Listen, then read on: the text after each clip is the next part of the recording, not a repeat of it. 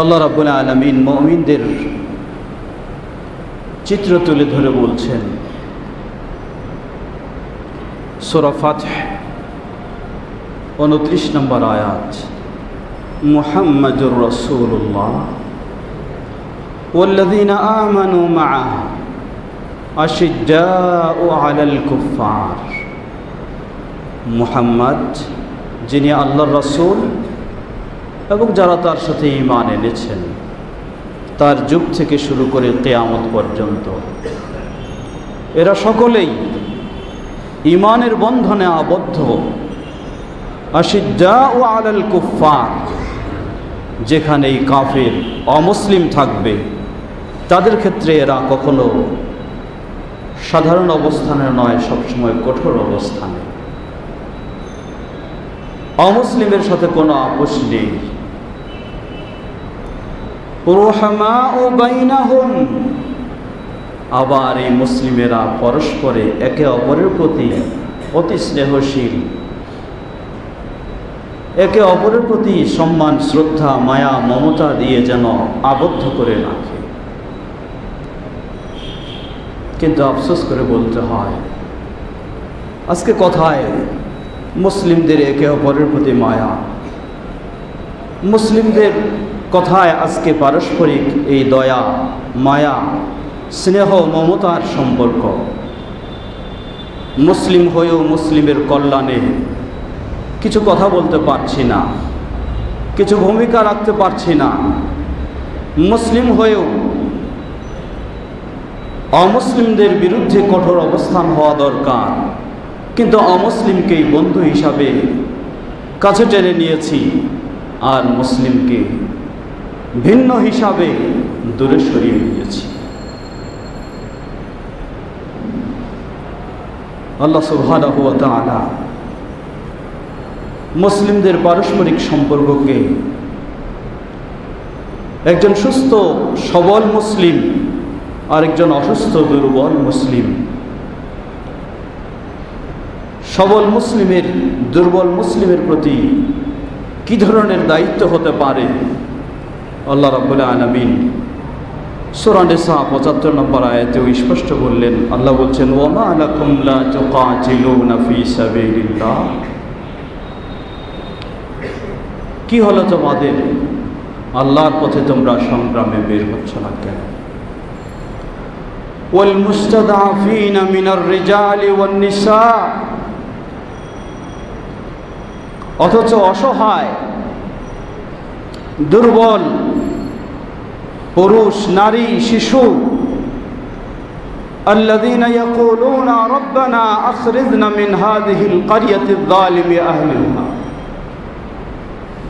যারা সর্বমুহূর্তে তাদের মুখে এই আবেদন রাখছে আল্লাহর কাছে, হে আল্লাহ, এই জালেম, সন্ত্রাসী, উগ্রপন্থী এই জাতি থেকে, এই জাতির নির্যাতন থেকে আমাদেরকে মুক্তি দান করুন।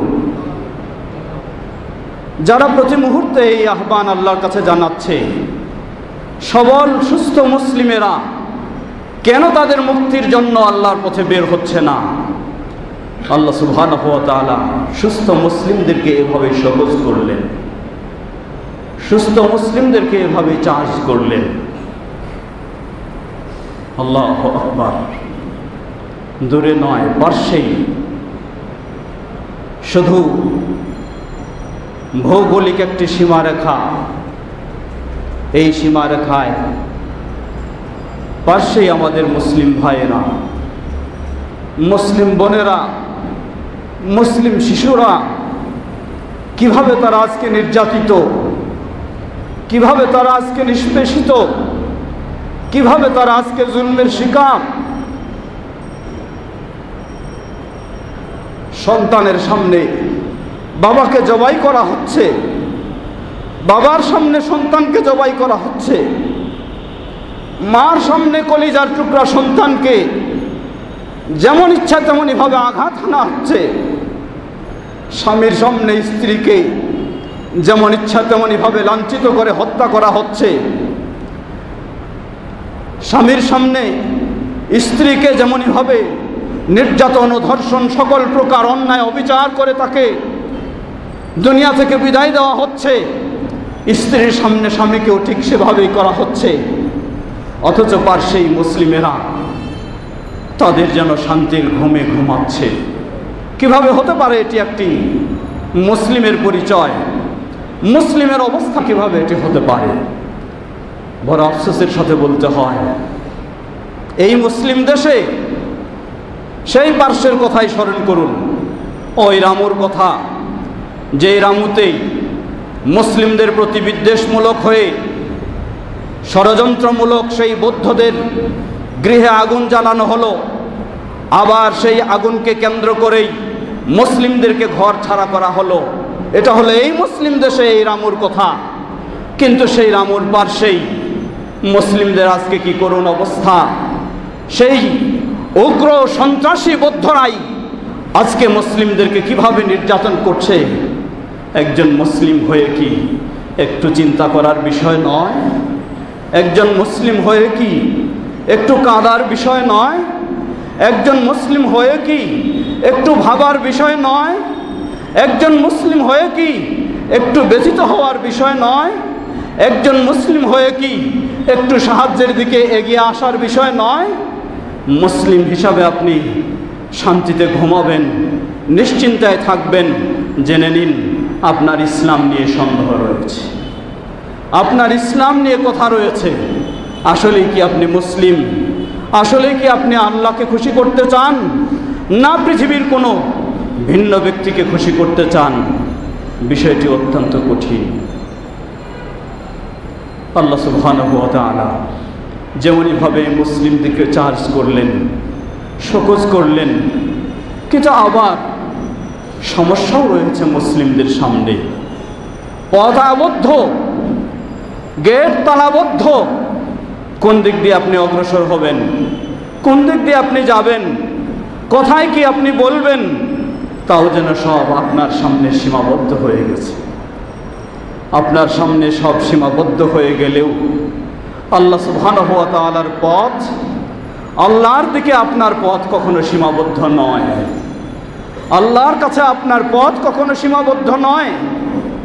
আপনি আল্লাহ সুবহানাহু ওয়া তাআলার কাছে ওই নির্যাতিত মুসলিমদের জন্য দিনে কয়বার কাঁদলেন? আপনার শিশুকে যদি এভাবে হত্যা করা হতো, আপনি দিনে কয়বার আল্লাহর কাছে কাঁদতেন? আপনার স্ত্রীকে যদি এভাবে নির্যাতন করা হতো, আপনি 24 ঘন্টা আল্লাহর কাছে কয়বার কাঁদতেন? আপনার বাবা মাকে যদি এভাবে হত্যা করা হতো, আপনি 24 ঘন্টা আল্লাহর কাছে কয়বার কাঁদতেন? কয়বার চোখের পানি আপনি ফেলতেন? কিন্তু সেই মুসলিমদের জন্য অন্য পথ বন্ধ হয়ে গেলেও আল্লাহর কাছে পথ তো আপনার বন্ধ হয়নি। আপনি আল্লাহর কাছে দিন রাত 24 ঘন্টা কয়বার তাদের জন্য কাঁদলেন? আল্লাহর কাছে কয়বার কাঁদে তাদের জন্য আপনি চোখের পানি ফেললেন? নির্জনে কয়বার আপনি আল্লাহর কাছে তাদের জন্য দোয়া করলেন? আল্লাহর কাছে এটাও আপনাকে কমপক্ষে জবাব দিতে হবে। নিশ্চিন্তায় শান্তির সাথে ঘুমাচ্ছেন, অথচ সেই মুসলিমদের ঘুম বলতে কিছু নেই। তাদের ঘুম বলতে কিছু নেই। না ওই পারে শান্তি, না এই পারে শান্তি। আফসোস করে বলতে হয়, ভিন্ন দেশের একটি জানোয়ার হলেও সেই জানোয়ারেরও এই দেশে ঠাঁই রয়েছে। সেই বন্য পশু হলেও সেই বন্য পশুরও এই দেশে ঠাঁই রয়েছে। শুধু ঠাঁই নয়, ওই বন্য হাতিকেও জামাইয়ের আদরে এই দেশে সেই সম্ভাষণ স্বাগতম জানানো হয়, ব্যবস্থা নেওয়া হয়। কিন্তু পার্শ্বেই মুসলিম হওয়ার কারণেই শুধু এই দেশে সেই মুসলিমদের কোনো ঠাঁই, মানবতার খাতিরেও কোনো নিরাপদের ব্যবস্থা হচ্ছে না কেন? কোথায় আমরা মুসলিম? কোথায় আজকে বিশ্ব মানবতা? মানবতার স্লোগান তো সকলেই দিচ্ছি, মুসলিম হয়ে গেলেই তার মানবতা বলতে আর কিছুই নেই। আর যদি হিন্দু হয় তার মানবতা ঠিকই রয়েছে, বৌদ্ধ হয় তার মানবতা ঠিকই রয়েছে, খ্রিস্টান হয় তার মানবতা রয়েছে, ইহুদি হয় তার মানবতা রয়েছে, সাঁওতাল হয় তার মানবতা রয়েছে। কিন্তু একজন মুসলিম হলে তার মানবতা যেন আজকে বিশ্বের কাছে হারিয়ে গেছে। আল্লাহু আকবার। আল্লাহ বিশ্বের মুসলিমদেরকে এই সচেতনতা দান করুন, মুসলিমদেরকে তাদের বিবেক ফিরিয়ে দিন, তাদের বিবেক দিয়ে সত্যি মুসলিমদের জন্য একটু ভাবার তৌফিক দান করুন, মুসলিমদেরকে অমুসলিমদের ষড়যন্ত্রের শিকার থেকে মুক্ত হওয়ার তৌফিক দান করুন, মুসলিমেরা যেন মুসলিমের কল্যাণেই সবসময় অবদান রাখতে পারে, ভূমিকা রাখতে পারে, সে তৌফিক দান করুন। এদেশের শাসক থেকে সর্বপর্যায়ের মুসলিমদেরকেও সেই তৌফিক দান করুন।